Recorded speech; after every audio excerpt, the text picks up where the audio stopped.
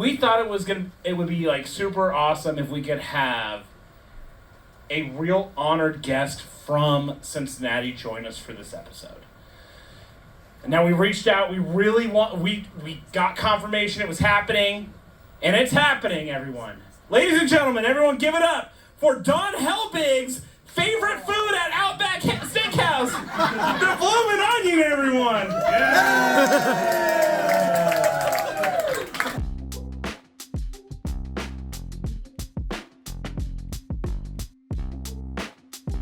I'm Gary, and this is Coasting with Culture, which is all about combining theme park visits and riding roller coasters with various cultural experiences around the world.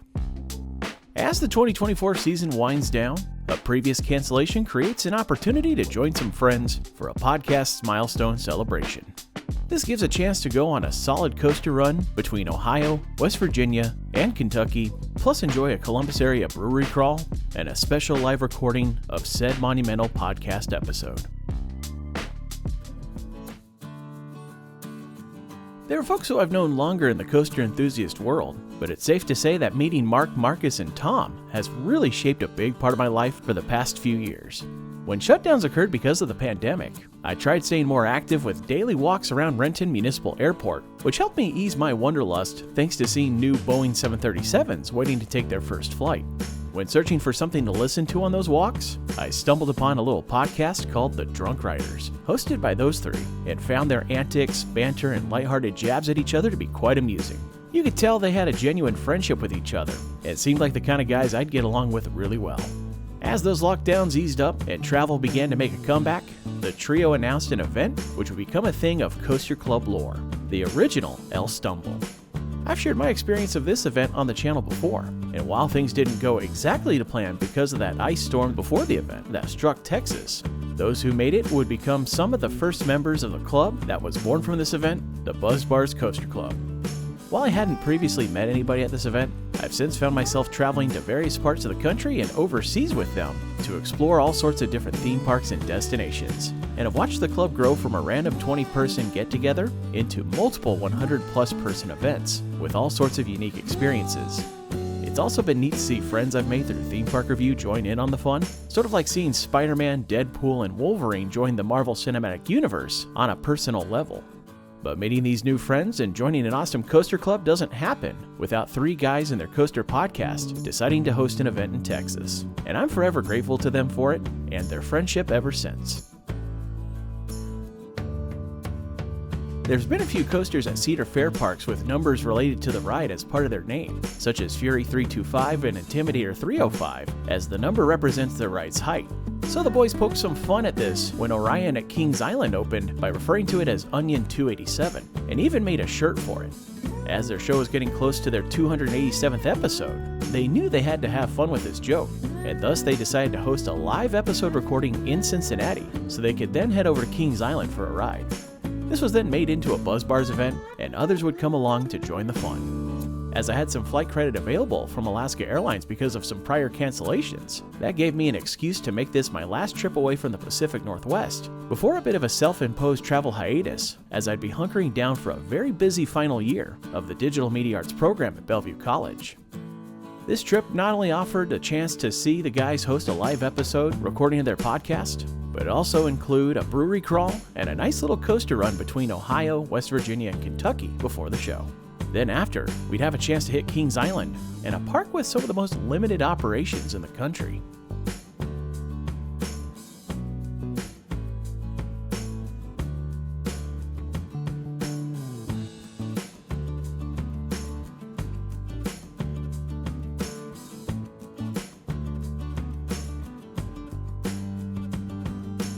I don't typically see people I know at the airport when heading out, but this was a rare occasion as fellow Buzz Bars member Jacob was on the layover heading east. It's not every day that I run into somebody I know here at SeaTac, but it's fun when it happens.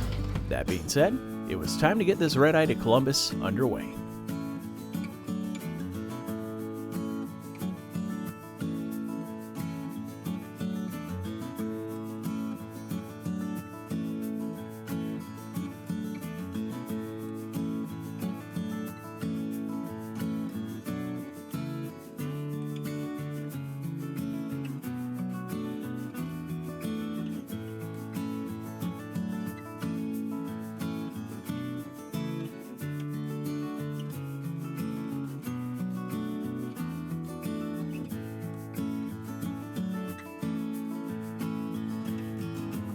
It seemed odd for us to take a wide turn to the west on departure, but this gave us a chance to enjoy a great view of downtown Seattle, Elliott Bay, and my very own West Seattle neighborhood as we turned back to the east.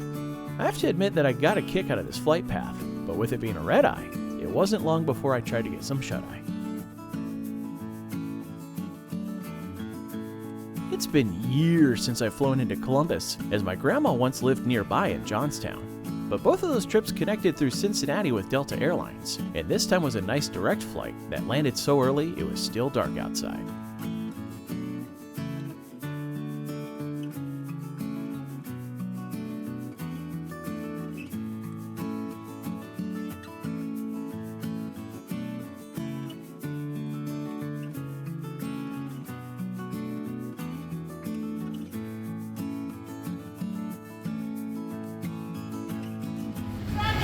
Coasting with culture?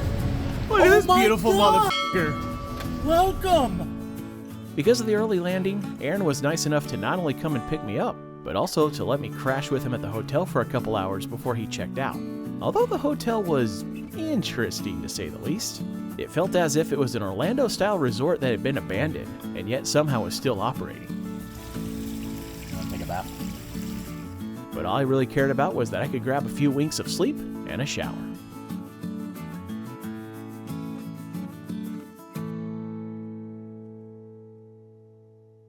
Before we began coaster hunting, we went back to the airport to pick up another friend. And now we have our credit hoeing trifecta. It is time for us to conquer the central part of Ohio.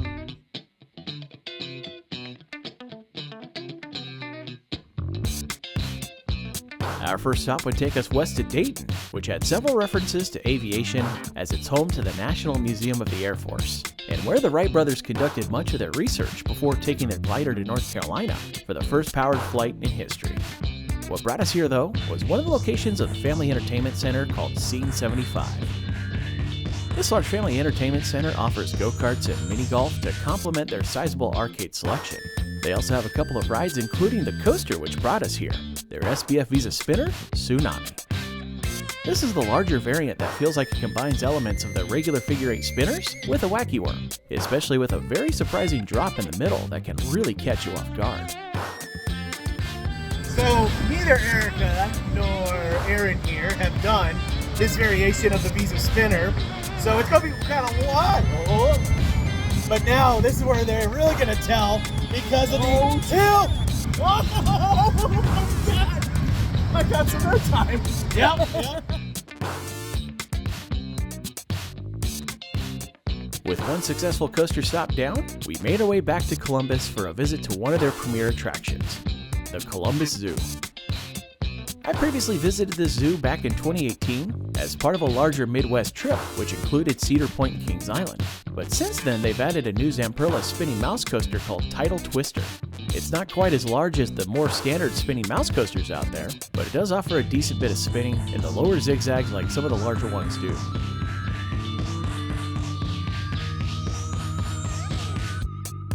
While we were here, Doug and Sean made their way over to the zoo and got their lap on Untitled Twister. But there's a coaster I think everyone else was more interested in, which was unfortunately down for maintenance.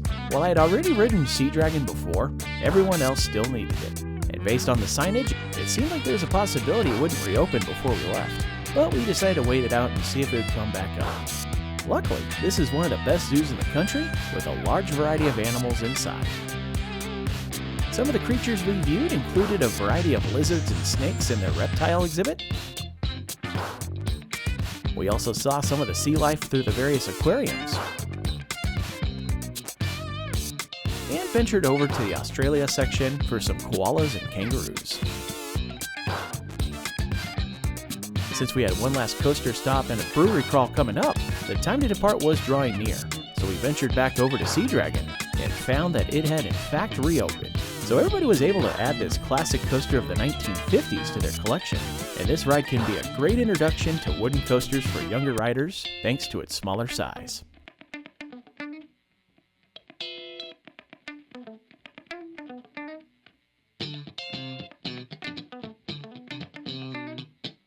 From the zoo, we headed over to the town of Dublin, where their local mall features another Scene 75 location, And like the one we visited earlier, it has an assortment of arcade games and rides, which also includes an SBF Visa spinner, although this one was more of the smaller figure 8 model that's more common.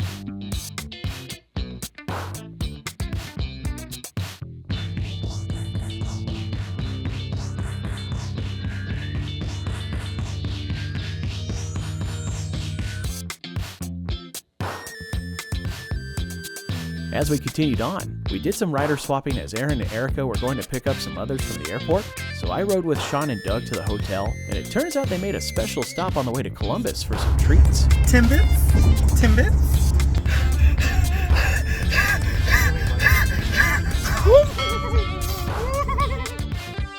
After we all got checked in, a bunch of us split an Uber to join a whole lot of Buzz Bar members at the brewery crawl, with the first being Land Grant Brewing.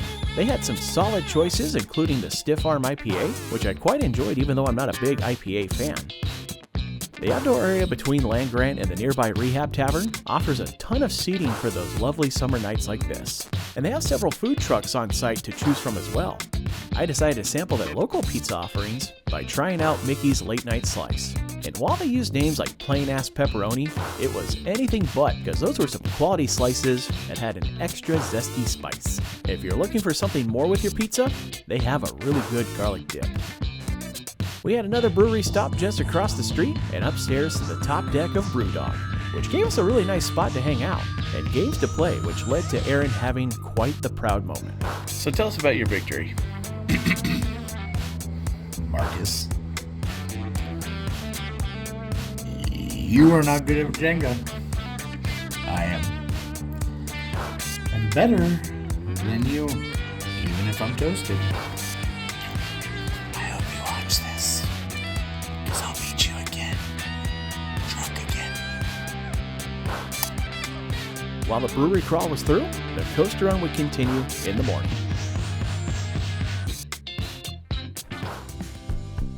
Not everyone came along for this West Virginia side quest, but there was still a caravan of those who went, and Aaron and I made a quick stop for some more treats along the way. Thank you. We got the Tim's Bits. I'm going to take these 2 bits right here.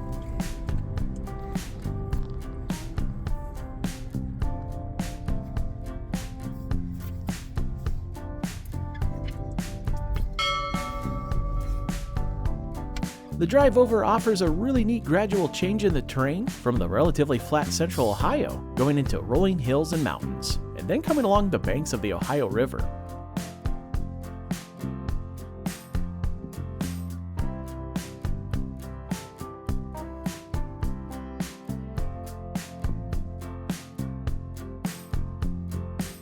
Pulling into an amusement park parking lot that has tailgating going on can often mean one thing: the Buzz Bars have arrived.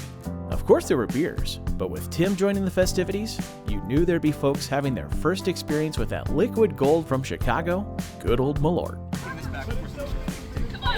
Why did I get a Oh, that was quick! You didn't wait for anybody.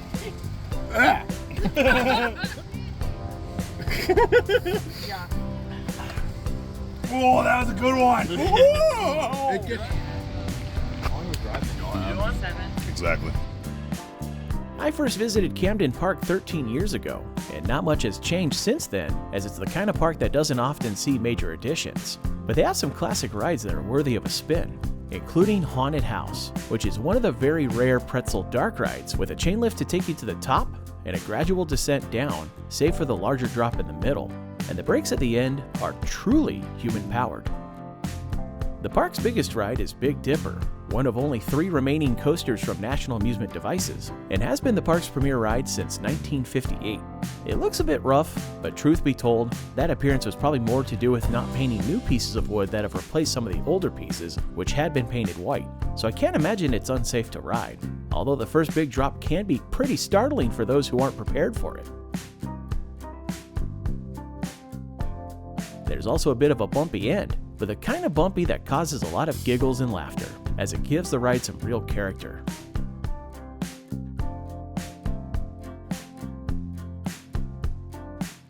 There was one new addition to the park since my previous visit, and that was yet another SBF Visa spinner for the trip, Slingshot. Another fun ride, especially if you can get the kind of weight distribution that will have you spinning like crazy.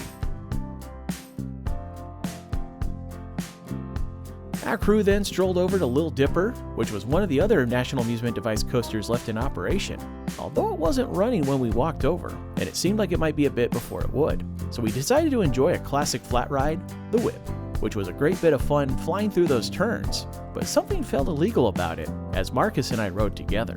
Oh my god. I'm pretty sure we were gonna die. That was not safe. That was we could have flew off if that chain broke. Yeah. We'd have been in the lake. Yeah. And it would have been a good time. Worth it. Definitely worth it. I was definitely hearing that song in a world of OSHA violations as we're going through. Oh, it was an OSHA violation. Oh, that was fucking wild. I loved it.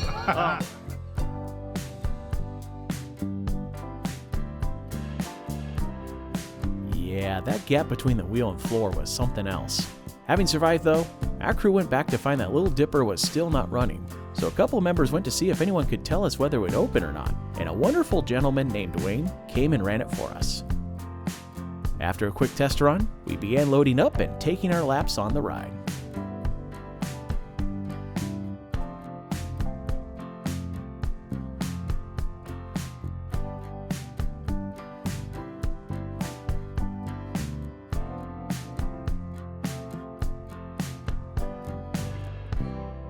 That's the thing about a place like Camden Park. It may not be as pristine or refined as a Disneyland or like a Cedar Point, but it's a damn good time.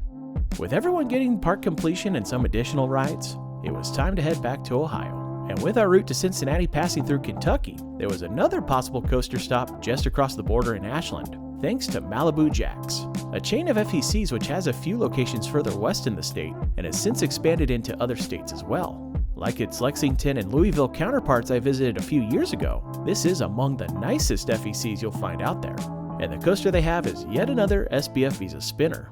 Although this looks like a newer generation of the ride, with its more streamlined track that appears to use less steel in its construction. The ride experience is just like the others, although the operators here seem to run it forever. There were a few moments where it seemed like it would never stop. Fortunately, the ride eventually ended and we were back on the road. A couple hours later, we crossed the Ohio once again and back into the state with the same name through the core of downtown Cincinnati. On the other side of town, we arrived to the former St. Patrick's Cathedral, which had been turned into Urban Artifact, a brewery that specializes in sours and fruit-based beers. But this wasn't just another brewery stop, as they have a special live performance space for concerts and the like called Radio Artifact. And on this day, Radio Artifact was hosting the live recording of the 287th episode of the Drunk Riders podcast. Welcome to Radio Artifact! Welcome to Onion 287! As always, it's Marcus, Mark, and Mike, the Drunk Riders!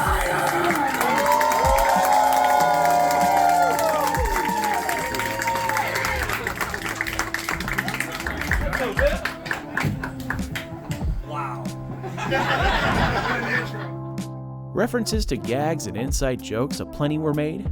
Ladies and gentlemen, everyone give it up for Don Helbig's favorite food at Outback Steakhouse, the Bloomin' Onion, everyone!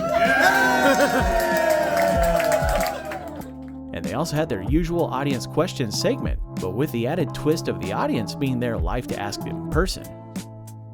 It was also during this event that a major announcement was made for the Buzz Bars Coaster Club, as it was revealed that 2025 would see the first international event in 3 years, with Stumble Across the Pond being held in England. And this had many attendees making plans before the guys even finished talking about it. It was hilarious that this show was hosted inside of a former cathedral, given how unholy some of their conversations can be. But it was a great time and an excellent excuse to join friends for a fun coaster run through multiple states, as well as some local Ohio breweries. The fun wouldn't end there though, as there was a post-show celebration at one of Ohio's biggest theme parks, and a visit to one of its more exclusive parks. Thank you for watching this video from Coasting with Culture. If you enjoyed it, please give it a thumbs up and click on the subscribe button to see future videos here on YouTube, like these ones which you may enjoy as well. Additional content can be found at coastingwithculture.com, and you can also follow Coasting with Culture on various social media channels at CoastWCulture for announcements, previews, and updates. Thanks again for watching, and until next time, take care and safe travels.